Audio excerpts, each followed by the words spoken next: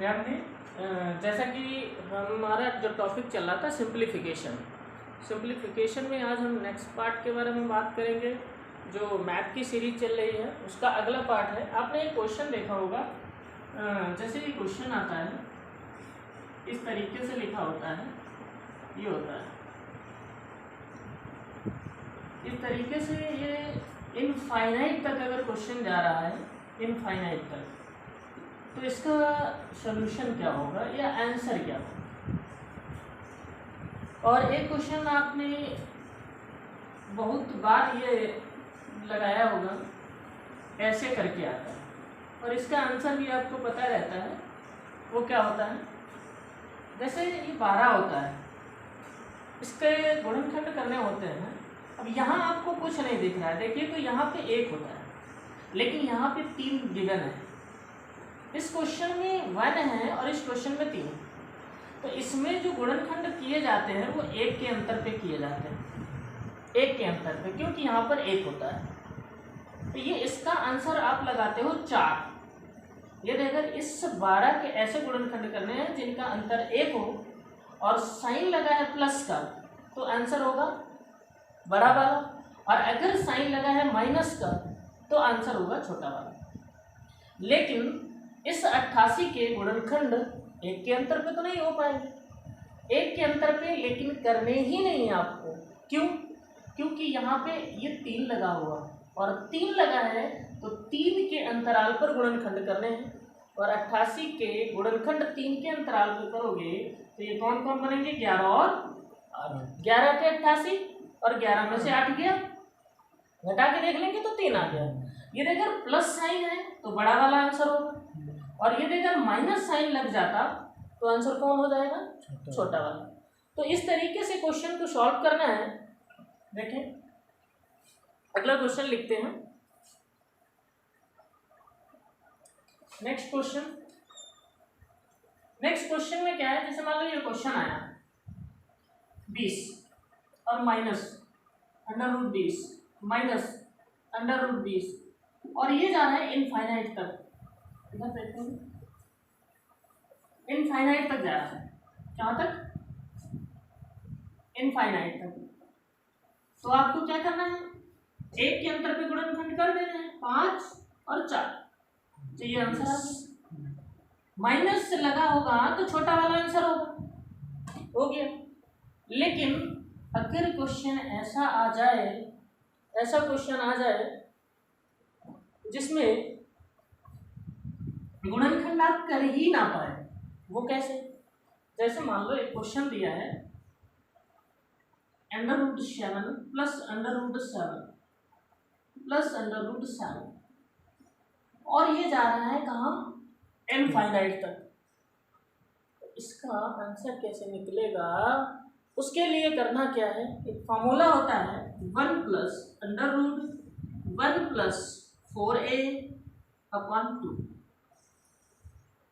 अब यहाँ पर a का मान रखना है मुझे 7, तो a का मान जब 7 रखेंगे तो ये बन के क्या निकलेगा, देखो 1 + 4 × 7, तो 7 चौक 28 से 29, और ये रूट नीचे तो लगा नहीं, ये 2 है और इधर प्लस का है 1, तो मुझे √29 का वर्गमूल निकालना बड़ा मुश्किल है, निकलेगा नहीं।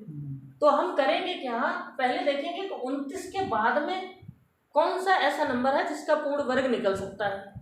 तो 29 के बाद में 36 होता है, 36, और 36 का वर्गमूल निकलता है 6, और ये वाला 1 जोड़ लो तो 6 और 1 7, 7 को 2 से भाग दोगे तो इधर आ जाएगा 3.5। अब एक बार मुझे क्या करना है, 29 से पीछे वाला लेना है।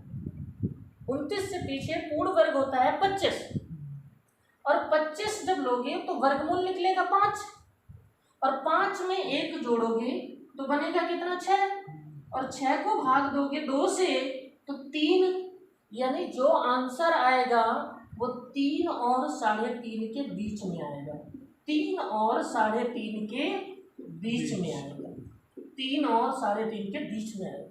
ऑप्शन भी ऐसा ही मिलेगा, यहाँ पे रेंज निकलती है, डायरेक्ट आंसर नहीं निकलता। तो ये आंसर जो आएगा इसका 3 और 3.5 के बीच में आएगा। क्वेश्चन देख लीजिए, अगर ऐसा नंबर दिया है जिसके आप गुणनखंड नहीं कर सकते एक के अंतर पे और एक के अंतर पे गुणनखंड नहीं कर पा रहे हो, तो फार्मूला 1 प्लस, ये रूट के बाहर है, 1 प्लस √1 + 4a/2। एक क्वेश्चन इसमें और बन सकता है। और क्या बन सकता है, अगर मान लो यही क्वेश्चन माइनस साइन के साथ होता तो माइनस साइन के साथ कैसे लगता, देखो जैसे ये है ये और ये जाना है इनफाइनाइट तक, तो इसको कैसे सॉल्व करोगे, थोड़ा सा बदलाव है फार्मूले में, याद रखिएगा। ये माइनस यानी जो 1 प्लस का था अब वो माइनस का हो जाएगा, 1 + 4a/2। अब एक ही जगह पर रख दो 7, तो 7 चौक 28 एक 29। इस बार 29 के आगे वाला जब वर्गमूल निकालोगे तो 36 का निकलेगा कितना, 6। लेकिन इस बार एक जोड़ना नहीं है, ये माइनस का है, तो यहाँ पे क्या करना पड़ेगा, 5। 6 में से 1 गया 5 और 5 का आधा कितना होगा, 2 से भाग दे दो, तो इधर निकला भाई कितना, 2.5। अब 29 के पहले वाले पे आ जाओ, 29 के पहले वाला कितना होगा, 25। तो 25 का वर्गमूल 5 और 5 में से 1 गया 4 और 4 को 2 से भाग दोगे तो कितना आएगा, 2। यानी अगला जो इसका आंसर आएगा वो 2 और 2.5 के बीच आएगा, 2 और 2.5 के बीच आएगा। इस तरीके से ये क्वेश्चन होता है। यदि अगर कभी ऐसा नंबर मिल जाए तो ये प्रोसेस हो। अब आगे देखते हैं, इसमें एक और क्वेश्चन आता है, वो क्या आता है, मल्टीप्लाई टाइप का क्वेश्चन होता है। जैसे एक क्वेश्चन दिया होता है √20 और ये जा रहा है इनफाइनाइट तक। कहाँ जा रहा है, इनफाइनाइट तक। बहुत अच्छा है, तब तो कुछ नहीं करना, यही आंसर है 20। अगर इनफाइनाइट तक जा रहा है तो यही आंसर है 20।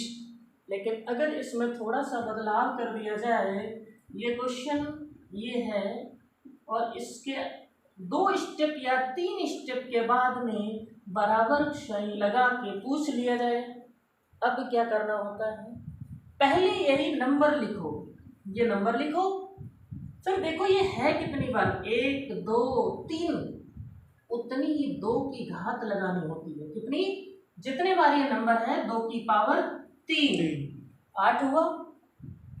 एक कम करना होता है यहाँ से और नीचे 2 की पावर 3, यानी इस तरीके से लिखना, 2 की पावर 3 8, 8 में से 1 गया 7 और बटे में 8, तो आंसर होगा 20 की पावर 7/8। अगर ऐसा क्वेश्चन दे दिया जाए, एक एग्जांपल और इसका देख लेते हैं, ध्यान दें। जैसे मान लो ये क्वेश्चन है, ये √5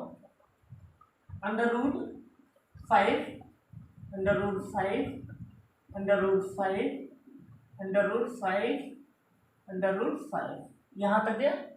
तो 1 2 3 4 5 बार है, तो 5 बार पहले तो 5 लिख लो और 2 की घात 5 कितना होता है, 32 होता है। एक कम करो, 31 ऊपर लिखो, नीचे 32 लिखो, ये आंसर हो जाएगा। तो ये क्वेश्चन इस तरीके से लगेगा। एक क्वेश्चन आना है, आप ध्यान रखेंगे और कुछ नहीं है, बहुत अच्छा क्वेश्चन है, सारे तरीके बड़ा इजीली आसानी से सॉल्व होंगे।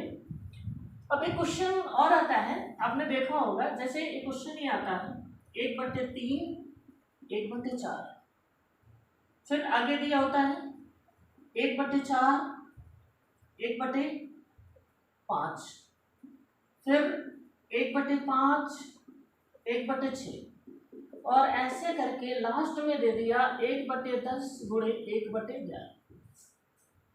अब इसका आंसर पूछा जाता है, तो इसमें क्या करना है, ये क्वेश्चन जब लगाना हो तो इसके साथ कुछ ऐसा करो कि इसमें माइनस भी बन जाए और ये मेन वैल्यू जो है वो इसकी बदले भी ना।